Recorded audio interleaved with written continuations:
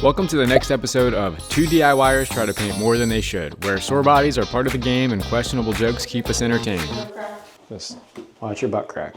We're transforming over 7,000 square feet of bland primer to a beautifully smooth painted surface and sharing some important lessons learned from our YouTube colleagues along the way. Oh, I'm not gonna make any dirty jokes about that at all. Nope, not gonna do it. All of our drywall is primed, so it is time for the next step, which is paint.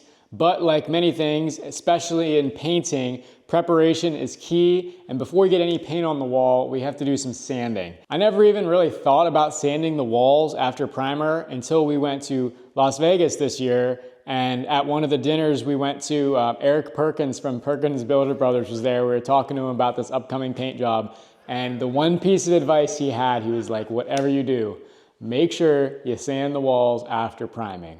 I was like, oh, I've never even heard of that. I'll look into that. And go figure, I come back and he had mentioned that the fibers from the drywall paper are raised from primer. And they absolutely were. When you run your hand across a fresh sheet of primed drywall, it's very rough. It feels like a very coarse-grained sandpaper. Not that rough, I guess, but you can definitely feel a major difference between unsanded primed drywall and sanded. Sanded, it becomes nice and silky smooth. And more importantly, your coat of paint lays a lot nicer and smoother on sanded drywall. So that's what we're gonna do. Here is the tool for the job, a pole sander. This is on one of our quick disconnect poles that is the same thing that we use for painting, which is pretty handy. This uses a half sheet of 9x11 sandpaper, and I've already started. You can see this one's got some use out of it, but pivots around and makes sanding the walls nice and easy. They make round versions of this too. Some folks claim this, flips over a lot, and I have had that happen a couple times, but I found mostly it's because of operator error rather than the actual tool itself. So this thing was really cheap, like $20, and it uses big sheets of sandpaper, so I liked that. I didn't have to get the special round and 9-inch disc versions. Having the extension pole really helps. I like to do kind of the upper half of the wall and then the lower, just so I'm not changing my position so much. And this is 150 grit sandpaper, I forgot to mention that.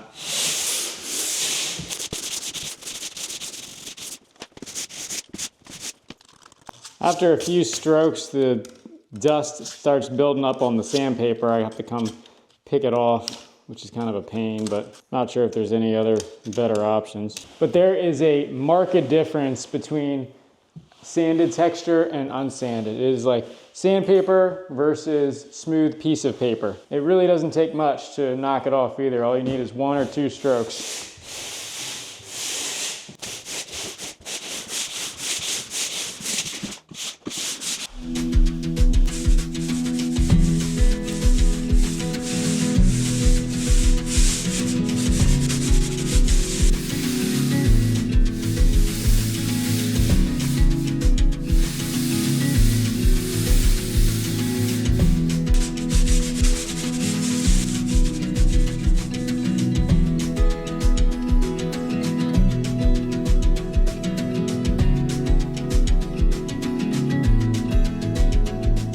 I hit the ceiling too while I was at it. I wasn't convinced at first that I needed to sand the ceiling, but after reading some stuff online and watching some videos, it seemed like I should do it because I'm already here. I switched to 100 grit for that because I couldn't put nearly as much pressure on it. And I can definitely see the beauty of the round sander for the ceilings especially. The little rectangular sander was really only good in pull mode. Trying to push it was definitely tougher, and it did flip on me a couple times. Didn't cause any harm or anything like that, but a little bit more annoying. And I think the round sanders cover a little more area. So in a future big paint project, I'll probably grab one of those round sanders like when we do the downstairs garage. On a separate note, our accent wall painter is starting her job. I picked up 2 different colors from Sherwin-Williams. They are both a little bit of a pink shade. So they're like an earthy pink color. That's a little bit darker. This one has a little bit more of a neutral brown shade to it. This one is pinky beige, and this one is cabbage rose. Based on the little paint swatches, Alex and I both think we're gonna like the cabbage rose better, but the best way to know is painting some of the samples on the wall. So I'm gonna kind of paint little splotches on different portions of the wall, since the lighting will hit each area a little bit differently, and we'll see which one we like best. It's a really nice earthy pink color. It's not like pink, it's earthy pink. Cabbage rose pink. Feels warm. Oh. I'm a messy painter. I'm gonna have plenty of leftover sample for art projects. This is fun. I'm gonna become a DIYer painting everything. Furniture flipper. I might. I'm always inspired by the furniture doctor, our friend Lily. She's really good at flipping furniture, but she does not paint stuff. She usually is returning it to its normal finish, which is something I appreciate. Now that you got the colors painted on the wall, Lena's running into town to go get her hair cut and go pick up the paint from the Sherwin-Williams store, getting not only a gallon of the color she likes for this accent wall, but also all of our wall paint. So it's gonna be 4 5-gallon buckets of Duration Home wall paint in a special color white that she liked, or off-white, I guess it is. I think it's called White Flower. It's pretty white to me. It looks pretty bright white, but she got a bunch of the stick-on color samples, and that was the one that she landed on for the contrast with the cabinets or something like that. We only got vertical footage for our reels on actually painting this accent wall, but Cabbage Rose was indeed the winning color. Eventually this wall will get a picture frame trim detail, so we only did one coat for now, and we'll do another one after the trim is up. Really like the color though. Anyway, I'm gonna start rolling the ceilings out. Let's go over our paint and our tool setup. I did a deep dive into paints on YouTube and Reddit, and I kind of landed on the Sherwin-Williams ProMar series. It seemed like a good balance of cost and quality. To be honest, I've never used Sherwin-Williams paints before this project. I just never really thought about going to the dedicated Sherwin-Williams store, but I've heard enough about them that I figured I would give it a shot. I mean, they are their own dedicated paint company. They have their own chemists working on this stuff, their own proprietary formulas, so maybe it's worth something. I made sure to sign up for the contractor account there to get the discounts, and so I don't have to be beholden to the consumer, 35, 40% off retail discounts. So this ProMar paint, I wanna say was $220 for 2 5-gallon buckets, so about $110 a bucket. In contrast, the Kills primer that we used from Home Depot was $90 a bucket after their savings program. So not too much more expensive than the primer, and that's to be expected. Ceiling paint is not supposed to be the crazy expensive emerald or their highest quality thing. As long as it's kind of a bright white and it covers well, that's all that really matters. It's not gonna be subject to the same scuffing and durability concerns that wall paint is. And here's the tool setup. Same as priming, we got our 18-inch arrow-worthy microfiber roller and a Worcester frame for that, 4 to 8 foot extendable poles, both for that and my 9-inch. And then this is the 9-inch corner roller, the only difference being they wrap the microfiber over the end, so I don't have to cut in at the corners for all of our ceiling paints. I'll be dipping out of this big 5-gallon Worcester bucket with plastic liner for easy cleanup, and then of course our 5-gallon stir stick there. Sherwin-Williams has a premium ceiling paint as well. It's a little bit more expensive than the ProMar. The ProMar is also specifically formulated for spraying, but I'm gonna be rolling it, works for rolling too. And the premium paint though, I read a lot of really bad reviews online from people that seem to know how to paint. Maybe it was a lot of user error, but I figured I would go with sort of the tried and true method that I had seen a lot of paint professionals use, which is this ProMar paint. And maybe all those reviews on the premium paint were a fluke, but I figure I can save a little bit money and still get a good result. So that's what we're gonna try to do.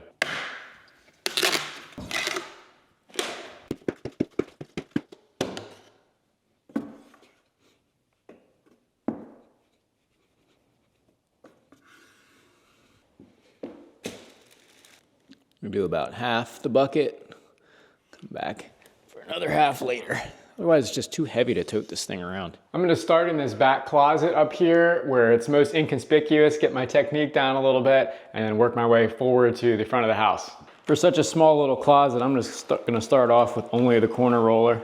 18 inches, not really necessary for a ceiling that's only 4 feet wide or so, but on the big rooms, it really helps. Goes a lot quicker.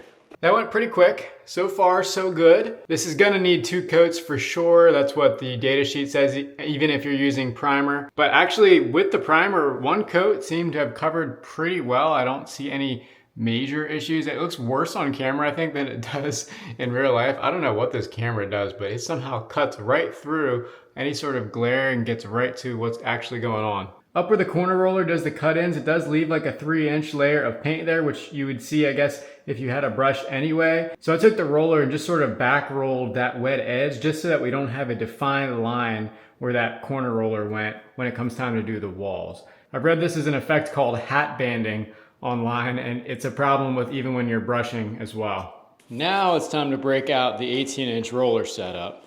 And I'm gonna try a little bit of a different technique on this bedroom here than I did on the main living space when I was priming.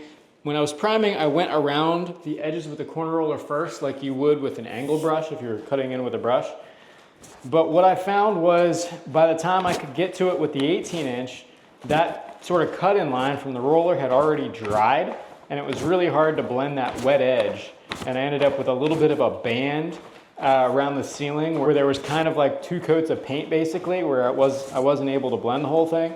So what I'm gonna do, and maybe this will work, maybe it won't, I'm gonna paint the whole ceiling except for the edges with the 18-inch and then come back with the corner roller to sort of do all the edges and then blend everything with the corner roller, sort of feather the corners in with the main ceiling that's been painted with this big roller. It's gonna be a grand experiment. We got one more coat of paint to fix it if something goes wrong. These 18-inch rollers hold like a quart of paint by themselves. It's unbelievable.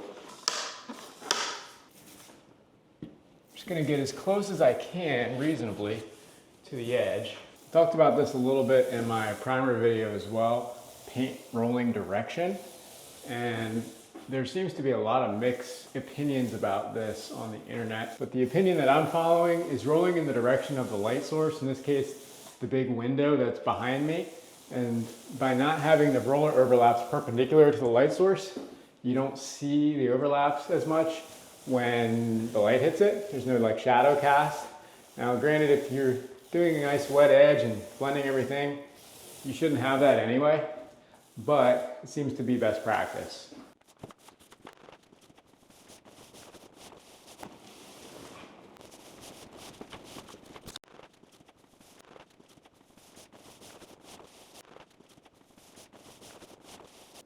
That's one room down. It's still got to dry yet, so you still see a little bit of streaking, but hopefully that should all blend together before the second coat goes on. Watching me paint is like watching paint dry, so let's cut to the first ceiling coat montage.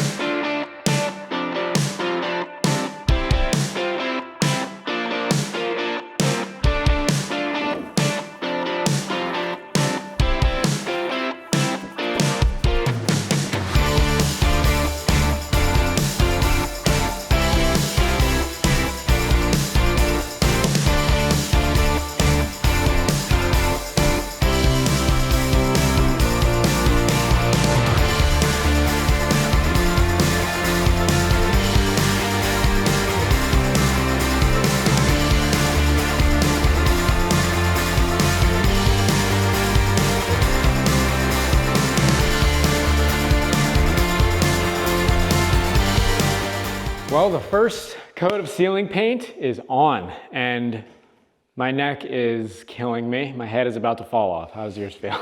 I feel okay, but I joined very late in the Lana joined late in the party to finish up some of the corner rolling, but it was helpful nonetheless. And we got it all on. So it used about 3.5 gallons of paint, I would think. I think I calculated out something like 4 and change based on the square footage using the sheets of drywall that we used. And that was very helpful for calculating the paint, because I just multiply the sheets of drywall times 32 square foot per sheet. 1 gallon covers 350 to 400 square foot. So it was pretty much on par, and it definitely helped our paint usage that we used primer ahead of time. The data sheet for Sherwin-Williams says you actually don't even need to do primer with this paint. You can just do 2 coats of paint. It's self-priming, but everything I've read online is that you should always use primer, and we're still gonna need 2 coats of paint. So it'll be 3 coats total on all the walls and ceilings. Yeah, I think we could probably get away with 1 coat of paint, but we might see stuff in the morning, and I don't think we want that. Yeah, 2 coats, we'll do it. So we took about a 24-hour rest, let the paint dry, let our necks recover, and we got back at it tonight to finish up the ceiling painting. We went ahead and knocked out these back bedrooms. Before we started, I took this bright light and shined it on the ceiling, made sure there were no extra little boogies that were hanging on. Where I found any, I just took the 100 grit sanding paper and knocked that down. And the second coat rolled on there really nice. It's kind of hard to see when you're doing that second coat. You really are reliant on a good light source shining directly upwards to see where the shiny portions are that you rolled. The roll marks you see on the wall are from us rolling down the corner roller edge so that there's not a defined edge there when we go to paint the wall. And I think that'll turn out really nice as well. Here's a mistake that we made that hopefully you can learn from. I knew that we were going to be coming back the next day to roll again, so rather than cleaning out the rollers and scrapping this liner and putting the paint back in the bucket, I just took the roller heads off their poles, sort of wrapped them in the plastic here and left it all in. Beautiful. Now in theory, that should not dry out.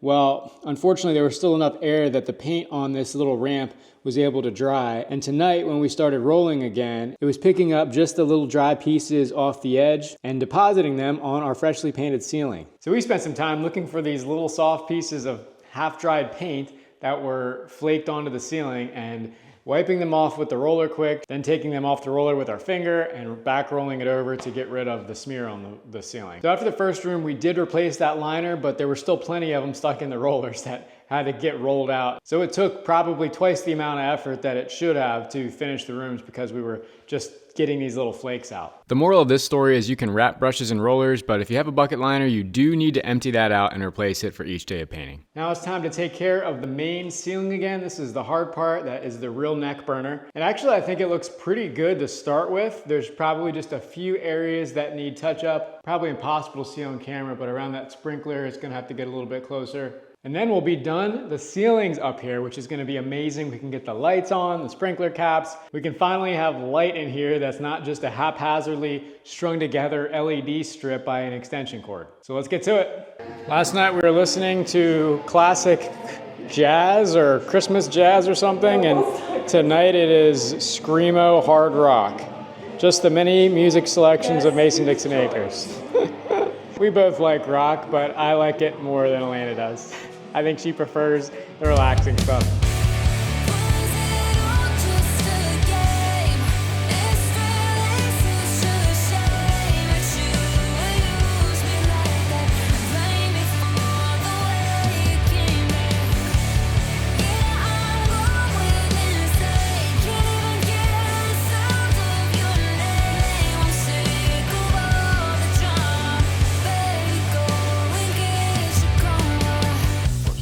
Just like that, about 2 hours later, we are done with the ceiling, finally. I'm really happy to not be doing any more ceiling work. My neck is happy as well. Now it's time to clean these out. We have almost nothing left of this 5-gallon bucket. So 5 gallons did 2 coats, so 2.5 gallons per coat. It would have been definitely more if we wouldn't have primed. I think the square footage is like 3,800 and change square foot on the ceiling. And this is supposed to go 400 square foot per gallon. So I was estimating quite a bit more paint to be used, but having that coat of primer on there definitely reduced the amount of paint. It went a lot further. So I'm just gonna add this little bit of paint into my other fresh bucket, and that will go on the garage ceiling. I've found these rollers hold quite a bit of paint, so before I clean them out, using this little painter's tool with the curve, definitely a good idea to try to conserve some of that. I mean, this stuff is not cheap, so. I think the Promar paint did quite a nice job though. It seems to blend together really well after it dries. It's a nice flat finish, covers well, of course, having primer always helps. As far as rolling it on, it's thick enough that it does not fleck or doesn't speckle off the roller as you're rolling above your overhead, but it's not so thick that it's like rolling toothpaste on. I've heard some ceiling paint is like that, and it can be actually a little bit difficult to roll. Bear Marquis is one of the brands that I've heard of is extremely thick paint. I mean, they're trying to go for this one coat coverage. I've never heard of a paint that truly actually upholds that, especially if it's not primed. Maybe if it's on primer. I would say we could have totally gotten away with one coat of this Promar on the primer. I thought the ceilings looked really nice with just one coat on it, but we decided to go for the second just in case. I mean, we're already here now. It was another few hours to get a second coat on it. So that is it for the ceiling up here. Tomorrow, we're gonna get started on the walls. Alana has designated herself the cut-in person. I'll probably stick with the 18-inch roller still and this corner roller. It's been a great little setup having these two. It's the dynamic duo of paint rollers. Got to be a little bit more careful with the walls though, because we cannot touch the ceiling with the wall paint. Whereas on this ceiling, we were rolling up against the walls and it wasn't a big deal to roll out that 3 inches or so of ceiling paint onto the wall that was put on by this corner roller here. So I'm gonna finish cleaning all these out, put this paint back with the fresh bucket, and then label these guys for reuse when we do the ceilings downstairs. I'm gonna keep a set of corner and 18-inch rollers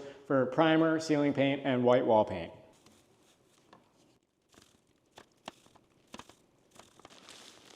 It's like a bag of cake icing.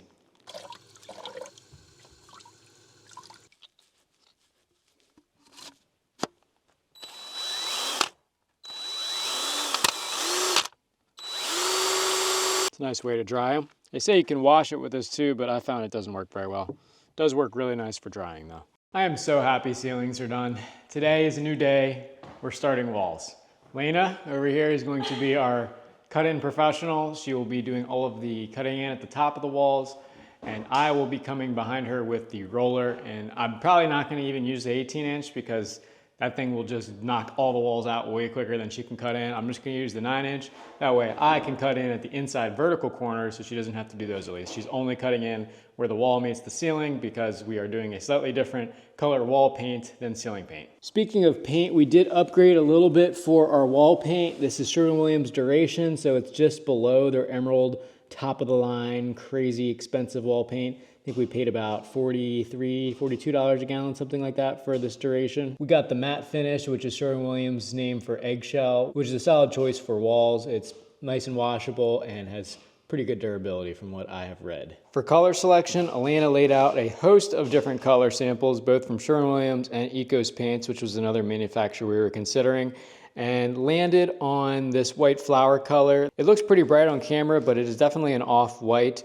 There are varying shades though. This was one of the whiter off-whites. Some other shades we were thinking of were Dover white, whitetail, natural linen was a little bit too dark, and then a few of these varieties from Ecos as well. Ultimately, we went with Sherwin-Williams because of just really the sheer convenience of it. We have a Sherwin-Williams store within 10 miles of where we're at. Of course, they're able to mix up any Sherwin-Williams color, but they can also supply many 5-gallon buckets. It does not have to come through the mail or anything like that, and we need a lot of paint to do an entire house. I want to say all the walls and ceilings in total are going to be something like 6,000 square feet of area covered. So we'll go through a few gallons of paint for sure. Elena has begun the cut-in process. She's using an angled brush to do the very close cut-in, and then to bring the band of paint down a little bit, she's using this 3-inch flat brush, which is going to give me a little band of air in order to be able to roll up to. I'll be manning the corner roller and following her, so I'm just gonna let her get caught up a little bit before I come behind with the roller.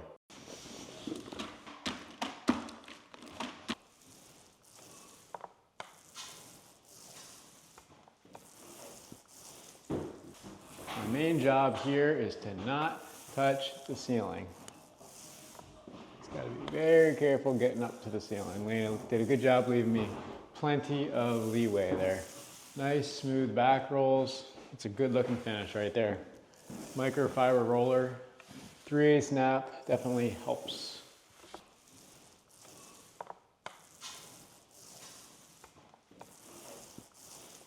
The first two walls are complete, so we have this large wall and then the tiny wall right around this window.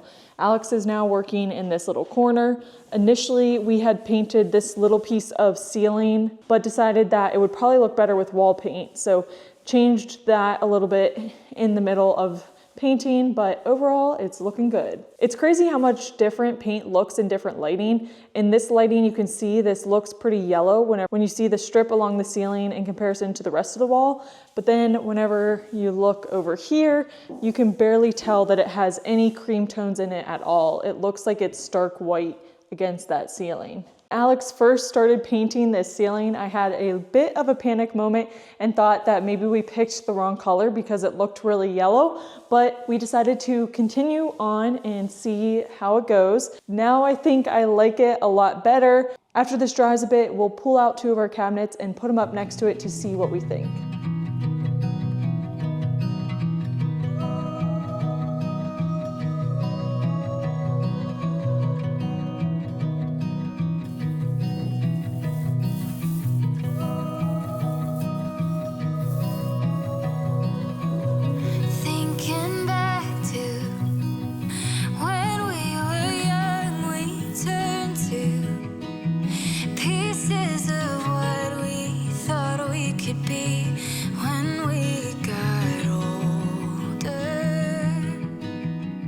these hallways is a good spot for the 2 to 4 foot extendable pole to shine. When we were priming this hallway, all we had was the 4 to 8. So this was 4 feet long at minimum.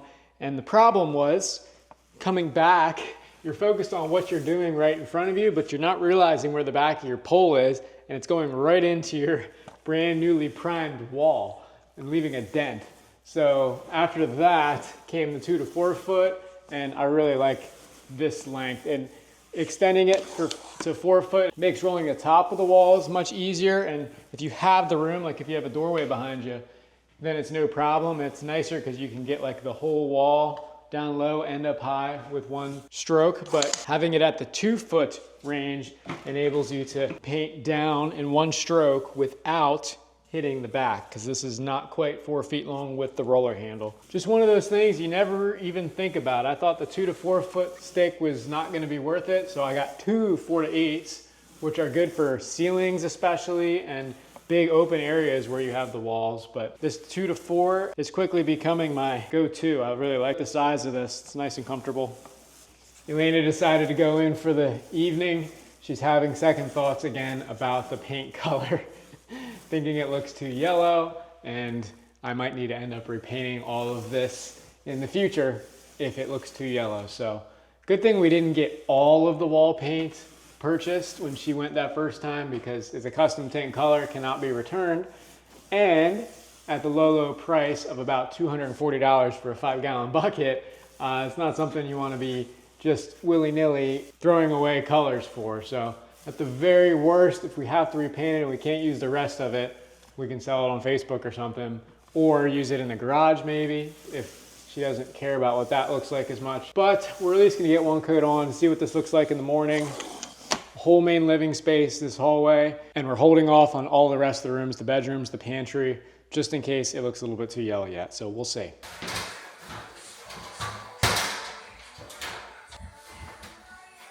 I'm up in the niche now in the office. This would make a pretty cool little cubby fort for a kid someday. But I thought this was a good time to talk about cutting in. Oh crap, I just realized I have got a big old glob of paint in my hair. In doing some painting research before we got started, I came across Stud Pack's video on cutting in, and I learned something that I had never really heard of before. He leads his cut in with the long edge of the brush, which typically you'd think it would trail behind you, but I've found it actually works really, really well. So this is what I always used to do, just try to get that very far corner in and then just sort of drag it along. It wasn't too tight to the corner. Try to get it right up against that corner line and sort of work your way down. But what he had mentioned is it runs out of paint really quickly. So by leading with the long edge and trailing with the short edge, it's kind of hard to hold the camera and do this at the same time. It carries a heck of a lot more paint, is the moral of the story. It's kind of hard to see this with being white on white, but it does not run out of paint nearly as quickly. So thanks to Paul for that tip. That has made my job cutting in definitely a lot quicker and easier. I can't say I like it yet, so I'm still gonna make Elena do most of it, but it has definitely helped. So check out Stud Pack if you have not seen her channel yet.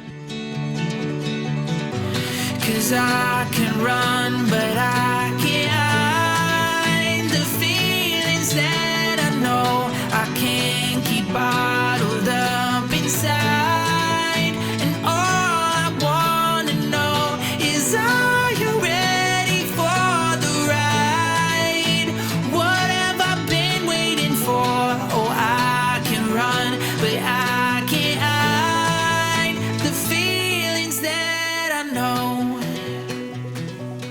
These bedrooms, we decided we're just going to do one coat.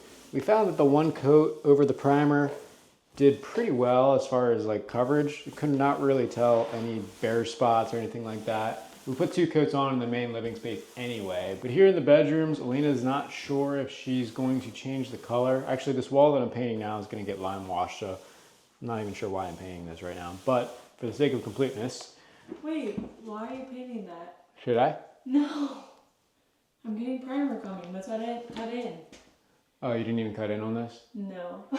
Okay, well, I'll just finish this stroke here and I'll be done. I just kind of forgot. Oops. Anyhow. Elena's gonna lime wash this wall anyways, but I'm just painting it for funsies. I mean, coverage is coverage. But I guess you're getting primer. I'm getting primer. You're priming it again. Yeah. No more. Take it off. I'll just wipe all this paint off then. I'll wipe it all off. All right, onto the closet I go. So as I was saying, we're only gonna do one coat in this closet and on the 3 out of the 4 walls in the main bedroom, because that one wall, Elena will be lime wash painting, so there's different other expensive paint for that to give it a kind of a cool texture, darker look. And then the office will only get one coat as well because she's thinking she might change the color of that eventually, so why spend the money on painting it 2 coats when it's not gonna be the true final coat. 1 coat with this duration paint does well, so not really worried about it. If we want to in the future, we can always come back and put the 2nd coat on, but being that this is just a closet and this is probably gonna get a bunch of shelving and all kinds of other crap shoved against the walls, doubt you're gonna really see too much of the walls to even want to paint it again. Unless she wants to change the color, this is how it's gonna stay. We're thinking in the future that office will become a nursery if we have children in the next few years, so that is probably gonna get a completely different paint scheme. Mural. And thus, oh yeah, Alina wants to paint a mural on one wall, so that's in the cards. Yes. I thought it would be fun to paint a mural that represents a children's book. So I was asking Alex what his favorite children's book was, and he said Where the Wild Things Are, which I don't think I've ever actually read that. My favorite children's book, at least when I was a kid, was Charlotte's Web. I really enjoyed that book, and that would be a really fun thing to base our future nursery off of. That's all. Back to your regular scheduled programming, aka working with Alex. It's 10 p.m. at night, and the sillies are out. Okay. Don't put a hole in the wall. Yep, that's why I got this short roller stick. Is it okay if I leave this window cracked? Leave it cracked as much as you want. Just watch your butt crack. Dave wrapped up sanding a couple days ago and headed out. And actually, I had my bachelor party weekend as he was wrapping up, so I was gone, but Elena and her dad were here and they got the first coat of primer on. So I was gonna do priming and painting in a separate video down here, but it's pretty much like the same priming and painting upstairs. And they did a nice job, again, used Kills 2, just like we did in the upstairs, and got the first coat on. So I am about to tackle the start of the painting. I'm gonna start with the ceilings just like last time, and use my corner roller, 18-inch roller setup, and of course sand everything after priming. And even though this is the garage, I'm still going to be sanding all of this primer just to take off the roughness of the drywall paper that got pulled up through the drywall sanding process and knock off any boogers and chunks of primer that might have balled up on drywall dust. So I already did the walls and I'm just gonna montage through the ceiling and then we can get on to painting.